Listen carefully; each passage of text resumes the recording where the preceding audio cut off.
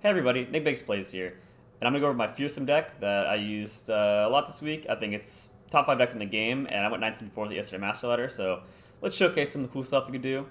There's a lot to talk about this deck, and I think I've refined it pretty far, so let's get into it. Alright, first card, Mark of the Isles. Mark of the Isles is in here because it's a combat trick, obviously, grant ally +2/+ and ephemeral, but this deck actually doesn't have a 1-drop. You don't play this on turn 1 traditionally, so you always have the 1-mana bank for Mark of the Isles, which is a pretty potent combat trick, and I think that warrants the spot to always be able to have something live like through a Mystic Shot. Like, let's say you're playing Stygian Onlooker, and you attack, it's the 4/1 when it's buffed, and you attack, then they use like Mystic Shot, then you can use Mark of the Isles, and you can push for 6 damage. It helps you kill things, just get simple trades. It's just very, I guess, versatile, I should say. It's versatile, and I guess, yeah, also efficient for being only 1 mana that you will always have banked. So it's a pretty good combat check in this deck. Next card, Stygian Onlooker. Pretty straightforward. 1 mana, Nightfall being +2/+0, and Fearsome. It's a 1 mana 4 attack with Fearsome, which is super strong in this deck, considering it's a Fearsome deck. And that pushes huge damage. If you have Stalking Shadows, it's 8 damage for 2 mana. As you guys know, I love Nightfall. I'm no stranger to this card. Very good card in this deck. Next, Arcane Horror. This is a 3/2 with Fearsome. It's a spider from Elise. Pretty good. Next to Elise. This is the first champ of the deck. So 2/3 with Fearsome is really, really strong stats, considering that this can live through Avalanche because it has 3 health. You can throw its level up pretty easily. All you have to do is have a few spiders, or if you draw double Elise, you can just play attack at a spider, and if something dies, you play Crawling Station, levels up. When it levels up, it makes all your spiders Fearsome have challengers. You can use the mini spiders to hook away their Fearsome blockers and push for big damage. But really, it's just a super amazing 2/3 Fearsome attacker. So it's one of the best 2-drops in the game, straight up. And when you, let's say like there's certain matchups where you play onto and you attack, and then this can block certain things. Like against Draven Jinx, it can block Urchin, and Draven Picking Fan, and Jerry Rig, block Icefell Archer. There's just all kinds of 1 defensive units that this can be really annoying against, especially other forms of aggro. It's just free blockers, so at least it's just really, really strong. But mostly it's just the 2 mana Fearsome attacker. So yeah.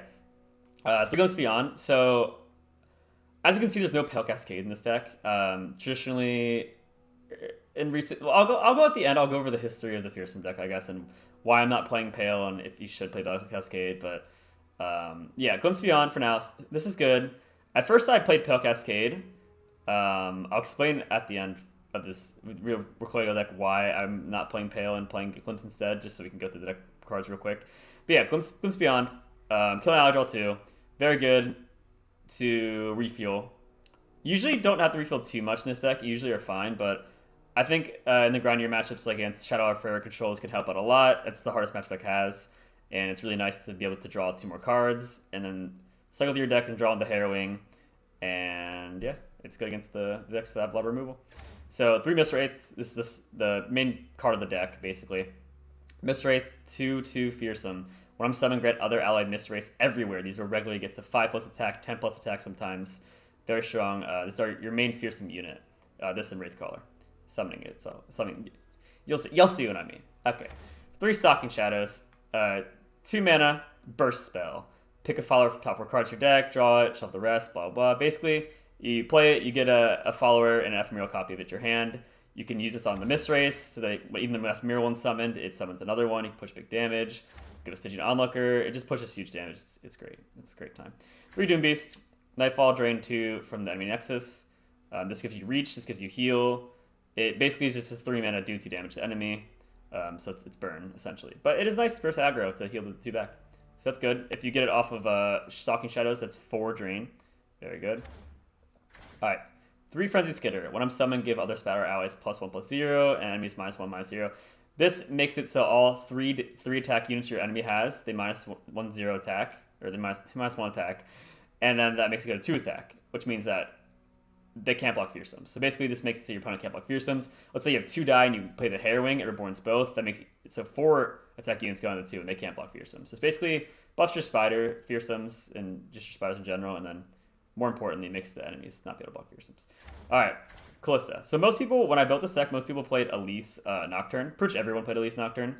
I tried it, and I just didn't think Nocturne was that good. I just felt like he doesn't fit in this deck. Like, he's cool. He's not bad in this deck. He's an extra skitter. It makes him minus the 1/0 attack. But he's so expensive Costing 5 for the 5/3 attack he has is just it just, and you have the Nightfall to use this effect. It just felt like it was so late game, and a lot of my hands that I bricked or couldn't do anything was Nocturne was involved with it. And I feel like this is a great card to just have on turn 3, just a Fearsome. And it's super easy to level up because if you play the Harrowing, this will always level up. And I pretty much level up almost every game I play it. So yeah, this card's just a 4/3 Fearsome. It's really strong. The 3 health's also good against Avalanche, stuff like that. So yeah, I like Callista a lot better. I started playing Callista. I know that after I've been playing this deck for a while, I've seen other people start to move to Callista too after seeing it. So I feel this might be it's a reinforcement. Make me think, okay, well, people like the idea I played of Callista, so then they started playing Callista, and it made me think that maybe I made the right choice here. But alternatively, you can play Nocturne. All right, 3 Wisdom Mist, Summon a Mist Wraith Burst Spell. This card's really good because Burst Spells resolve instantly. The enemy can't act for it. Finishes. Basically, what you do with this card is like near the end of the game, like late game.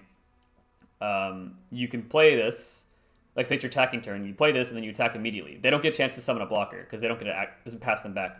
They don't get into action. So you have a field of Fearsomes, play Wisdom Mist, and you immediately attack. And then they're like, oh wow. So now you're pushing more damage, but they didn't get to play their blocker, so it's good. 1 Atrocities, the 40th card. Just a one of. It's nice too.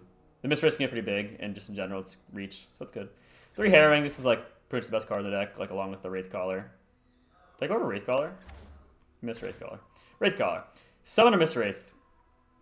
Yeah. Allegiance. I mean, it makes all Shadow Isles, so I can't miss Allegiance, but summon a Wraith Caller.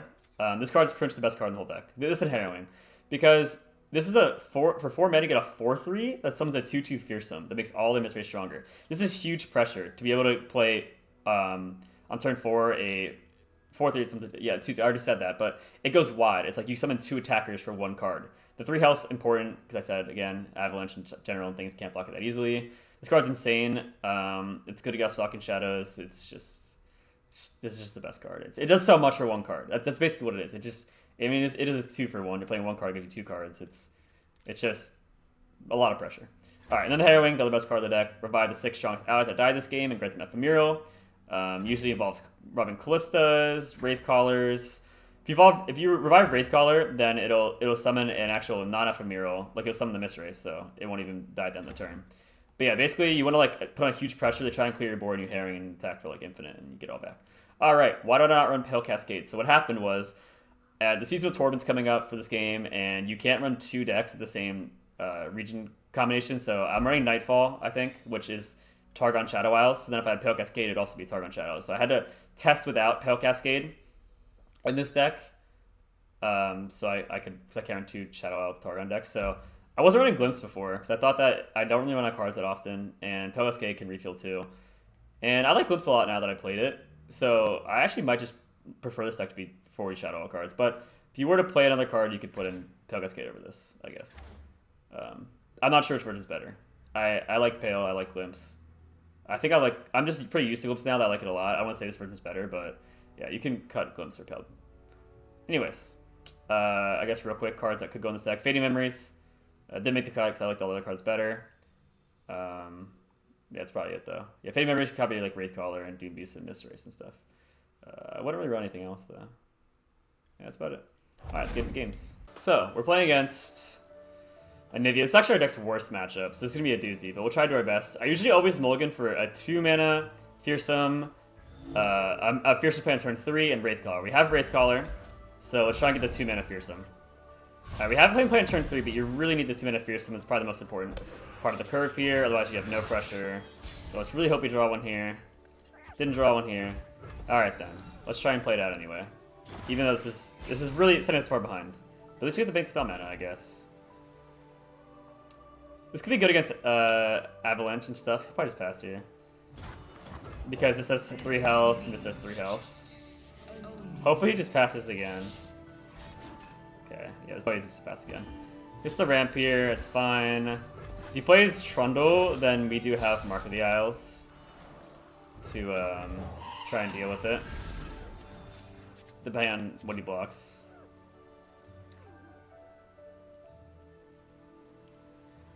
Oh wait, this is Anivia. Okay, never mind. No Trundle. No Trundle. False alarm. So what is he gonna do? Avalanche isn't that great against us right now. He can't. Kind Timekeeper could be played just as a blocker. It's probably Avalanche. Oh, interesting. Alright, that's fine. So attack here, and see how it goes. Alright, it's fine. If he tries to Vile Feast again or something, then we can just glimpse beyond. Okay. So he's setting us up for Anivia. Kind of annoying. He's gonna play Anivia, then try and kill this. We can't just pass, because then he'll just pass, so... I think the Elise is pretty good here, because it has the extra health. So it's not gonna... Like, if he attacks when we have this, it can put us in range of the Withering Wail. I think I'd prefer to Glimpse here, rather than play Mark of the Isles. I want to use Mark of the Isles to push damage.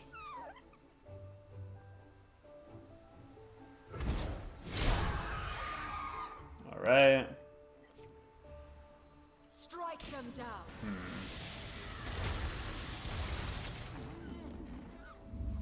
Okay, let's play a Miss Race, make our Miss Race stronger. I think we can play this as a 2-1 attacker.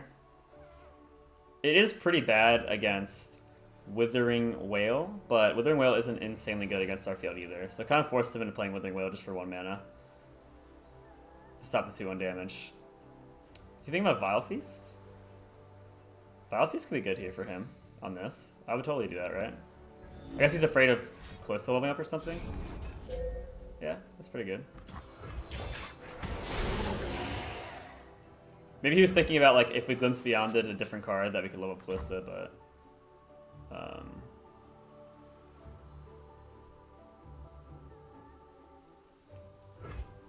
Question is, are we open attacking? We might not be open attacking. Let's see. Kind of feeling greedy. His open deck's not that strong. There's a lot of counterplay. I think we should develop here.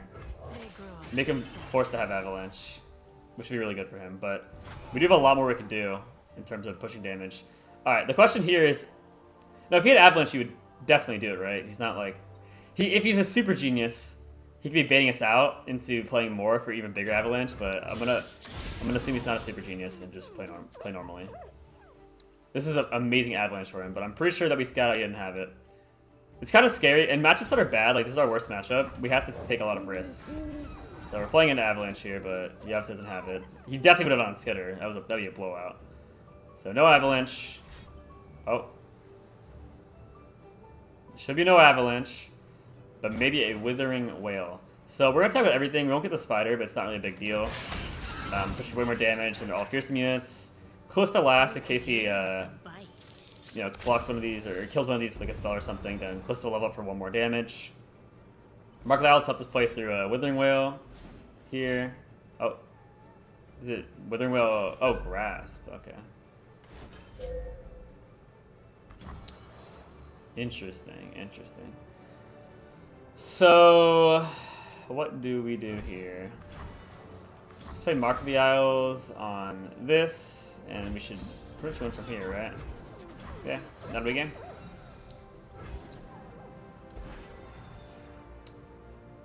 This dies, this levels us up. All Fearsomes. That was our worst match, in my opinion, our worst matchup. Or shout out Freyr in general. Usually our worst matchup. Didn't even draw a 2-drop. Pretty good for the game. Alright. Ixter. We're playing against Ionia Trundle. Ionia Trundle. This is a ramp deck that ramps into Navina Swiftfoot. Alright, so interesting hand so far. So the way I mulligan is I always mulligan for a Fearsome Plan 2, a Fearsome Plan 3, and Wraithcaller. We already have 2 out of 3, so let's mulligan for Wraithcaller. Didn't get Wraithcaller, but that's fine. We're attacking on 2. This deck's better attacking on 2. Oh wow, that's a good hand. Deck's better attacking on 2, so we get Elise on 2, Wraithcaller on 4, and ideally Harrowing on turn Harrowing on turn 6. He runs Deny, so Harrowing might not be as good, but so far this is a great start. Pushing for 3 damage. This is safe against Avalanche, so is this, that's good. Next turn we'll definitely play the Wraithcaller, or the Miss Wraith. This could be good later on in this matchup. Alright, heals it all back. Gets to actually get a free attack in here too, if he chooses. Yeah, we're not gonna block that. Actually? Yeah, not gonna block that. We're not gonna block that. I'd rather not commit too hard into giving a better Avalanche. Play Wraithcaller here. Let's leave the Mark of the Isles open for our attack. See what he does here. This is probably Avalanche. Alright, so what's our play here? We have to keep both of these. We can either Glimpse or Mark of the Isles to push for damage. I think Glimpsing could be fine here. We can use Mark of the Isles later. And this is just nice because we can draw into Harrowing. And Harrowing's a big deal. He can't deny Harrowing, which sucks, but it's worth it. To refuel. Drawing to the Raycaller is pretty huge. We have a lot of Miss Race. We have Risen Miss. We already played 2 Miss Race. Yeah, 2 more in hand. So we have three more Miss Race in hand. We already played 2. So yeah, our Raycaller and our Miss Race will be pretty big. Alright, push some thaw damage here. That's fine. He plays Warning Stones. Alright, so he's doing good. He had really good counterplay with the Avalanche and stuff, and he already played the Catalyst. But we also have really good stuff too, so it's fine. Playing Wraithcaller here, again, a bit safer against Avalanche, so I think that's good. I feel like he has to do something here. Losing this much mana is not going to be good for him. Like, he gets 3 of it in spell mana, okay, but... Alright, now we have decisions to make. We have a lot of decisions to make. Do I play this, and then if he plays Avalanche, we lose... some things, but not everything. I could also just Risen Miss and open attack, which is pretty big. Briar's Concussive Palm. I think this is a good time to Risen Miss. Let's just Risen Miss and attack with everything. So this is why I said you can use Risen Miss to burst spell, and then you can't play a blocker because it's not his action yet. So we have to attack with this Miss Wraith without him being able to play a blocker in response. We have Mark of the Isles, which is good. He's probably going to use Concussive Palm, I'd assume. So we can't, obviously Mark of the Isles won't save us from that. Use Harsh Winds as well. Okay, so Harsh Winds. Do both? Harsh Winds and Concussive Palm? Harsh Winds and Concussive Palm. Okay. Is Mark worth killing this? It could be to get a spider off our field, but honestly, we could just let it go and then level up Elise. It's pretty good. I kind of like leveling up Elise here. I don't really mind using this unit. It's not really a big deal. Like, give me that unit. We have so much cards in our hand, so many cards in our hand that we can afford to do things like this. I'm not going to run out of steam anytime soon. We need to throw in a good open attack. That's the plan here. Try and get Doom Beast here. Oh, I guess we got nothing. Alright, well, let's just pass then. This'll be a slaughter. It's a lot of damage. You can't run Atrocity, so that's nice.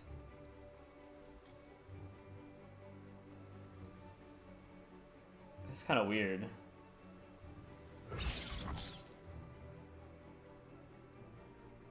Alright, we'll just block with the 1/1. We gotta play Doom Beast here, and then replace it with the Rackdown Horror for the open attack. Or do I replace it? Actually, I'm gonna replace it with Miss Race. Yeah. This way we have all Fearsome attackers, which is good. He has to stop a certain amount of them. We have Mark Atrocity to play through things. So, attack with these, and then we'll hook with these. Alright. I actually don't want this leveling up, I don't think. So we'll hook like this. Then I'll give it 1 more attack and I'll heal it back. We don't hook with this, obviously. It can't block the Fearsome. Even if he has Harsh Winds now, we still have Lethal. Will of Ionia. Alright, and yeah, that'll be game. We had the Mark of the Isles and the Atrocity and stuff like that. Dealing with. Good game.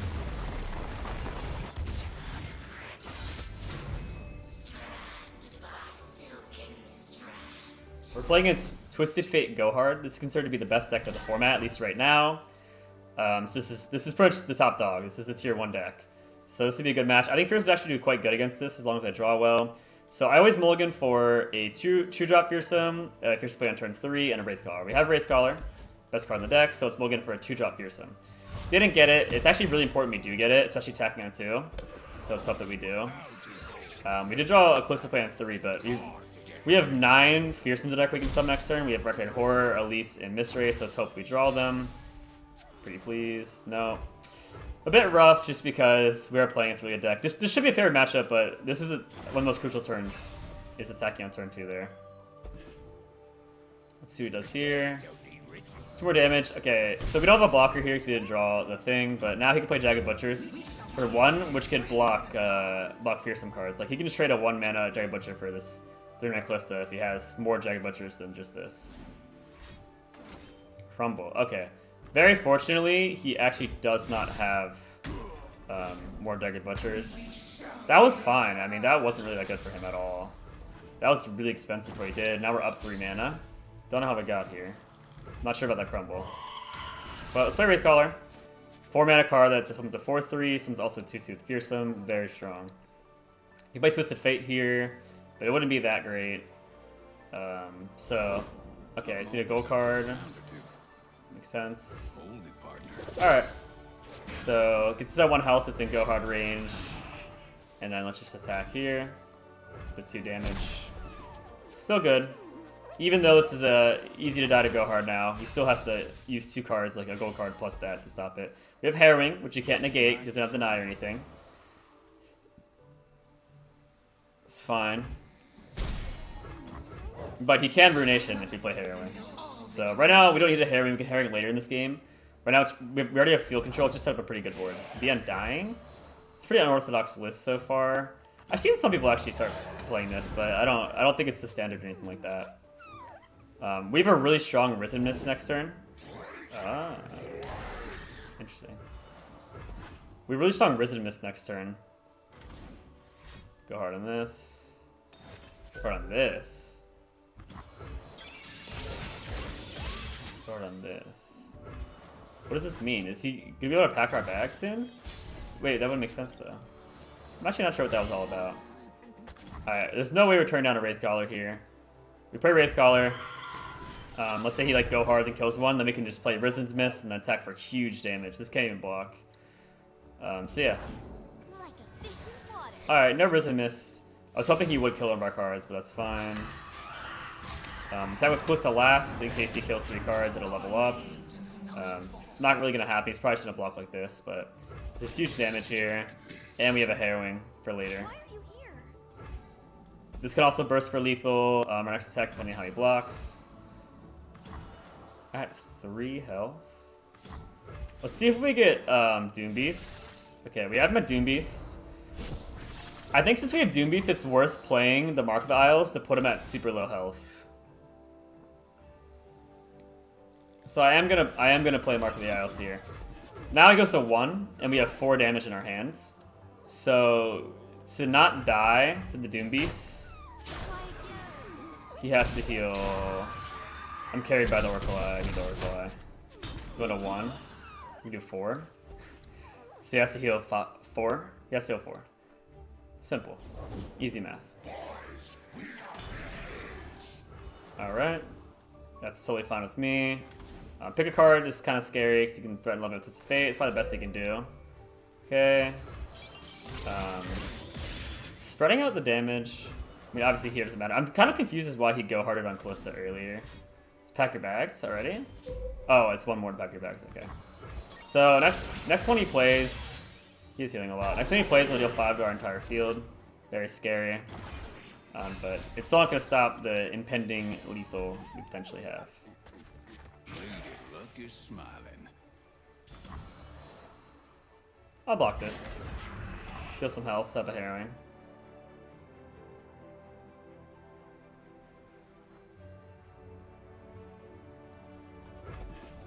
Okay.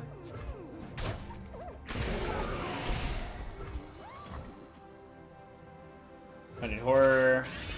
But a Doom Beast. Doesn't matter if he plays Pack Your Bag, so we have Harrowing. Put Doom Beast here. Alright. We didn't have mana to do Risen Mist and double Doom Beast. So let's see what happens here. Alright. This is insanely good. We're just gonna Risen Mist and then attack, and then if he somehow doesn't die, then we have Doom Beast. So yeah. It should be a win here for sure. Even if he somehow lives for this, we have the Doom Beast for 2 damage, so yeah, this should be lethal. Should definitely be lethal. Alright, GG's.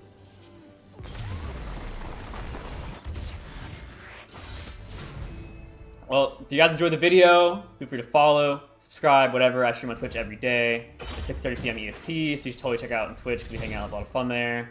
But yeah, let me know in the comments if you guys have any deck you want me to make. I feel like I've made most decks, or videos on most decks.